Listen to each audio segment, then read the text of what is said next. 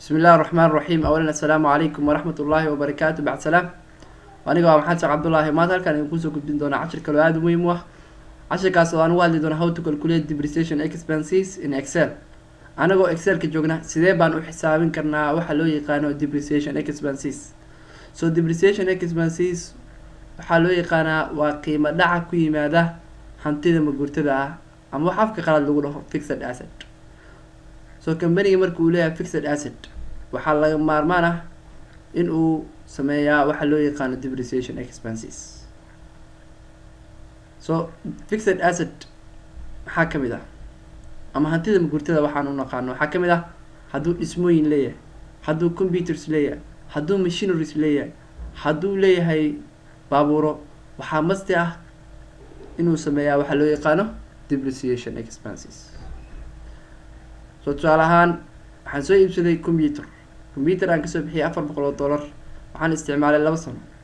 So macquul ma noqonaysaa computerkaasi qiimihii aan kusoo iibiyay isla qiimahaas oo kale inaan ku helaa 2 sano kadib. So suurtagal ma aha. So waxaa macquul ah in laga siiyaa $100. So $300 waxaa company ku qasabah inuu sameeyaa depreciation expenses waa inuu u qoondeeyaa. So waxaan ku tusi doonaa method kamid ah methodska depreciationka loo isticmaalo kaasoo loo yaqaano straight line method. methodkani waa midka ugu badan uguna caansan ee la isticmaalaa, waxaana loo isticmaalaa hantida aan isbebedeleynin oo sanadkani sida ay tahay ay ahaan doonto sanadaha kale. tusaale ahaan oo kale waxaa kamid ah miisaska oo kale. So miisaska ama kuraasta andhe so sida hadda ay yihiin ay sanad dambana ahaan doonaan, so isma bedeli doonaan. So marka waxaa lagu qasban yahay in depreciation expenses ama qiimo dhacayan inuu yahay mid isku mid ah sanad kasta. So formulada lagu heli doono waxay noqon doontaa formulada costiga minus salvage value divided by life. costiga oo loo yaqaano qiimaha aan kusoo iibsanay assetkaas ayaa waxaan ka jari doonaa salvage value ah qiimaha hadhowna laga siin doono. waxaan u qeymin doonaa life oo ah inta sanaan isticmaali doono. So inta waa nala siiyey, halkaan ayaa nagu siiyey. So costing waa nala siiyey oo ah qiimaha aan kusoo iibsanay waa 30,000. salvage value oo ah qiimaha hadhowna laga siin doonaa 1,500. years oo ah inta sana la isticmaali doono waa 6.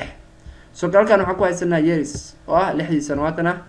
So kale waxaan u baahanahay depreciation expenses ayaan halkaan ku haysanaa. So kale accumulated depreciation ayaan haysanaa, book value waan haysanaa. So depreciation expenses waa accountkaasoo hoos imaan doona income statement, waana account temporary ah oo sanadka marka uu dhamaado waa la xiri doonaa. accumulated depreciation asigu waa account hoos imaan doona balance sheet, waana account yareen doona fixed asset, waana account permanent ah asigu ma xirmi doono oo waxa uu aruurin doonaa qiimo dhac ku dhacaya fixed assetka. book value-guna wuxuu noqon doonaa qiimaha uu yeelan doono assetkaasi sanad kasta. So waxaan rabaa inaan ku tuso habka loo xisaabiyo depreciation expenses ayaan rabaa inaan ku tuso. So equal ayaan dhihi doonaa, waxaan isticmaali doonaa formula hadda aan soo arkeyno ahaa cost minus salvage value divided by life. So equal markaan dhaho waxaan furi doonaa bracket. So costing waan haysanaa waa 30,000. F4 ayaan dhihi doonaa, then minus ayaan dhihi doonaa, waxaan ka jari doonaa salvage value. So waxaan dhihi doonaa F4 then bracket ku xir. bracketku waa muhiim. haddaan bracketka tagto xisaabta ku imaan doontaa waxay noqon doontaa mid khaldan. divide by waxaan u qeybin doonaa years, then waxaan dhihi doonaa F4, then waxaan dhihi doonaa enter. So markaasaa sameeyo waan soo jiidi doonaa oo keliya, wax kale ma sameyn doono. So uma jeedid sanad kasta depreciationku waa isku mid, waa 4,700. sanad kale waa 4,700. last sanadka u dambeeyana waa 4,700. So waxaan rabaa inaan kusoo accumulate depreciationku siduu u dhacayaa. equal ayaan dhihi doonaa. So sanad koowaad depreciationkii dhacay uu la mid yahay soo ma, then enter ayaan dhihi doonaa.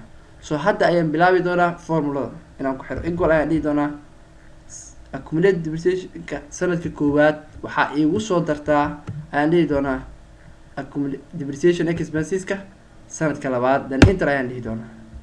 then wax kale ma sameyn doono, waan soo jiidi doonaa oo keliya. So waa ujeedaa soo ma. So sanadka koowaad accumulated depreciation waa 4,750.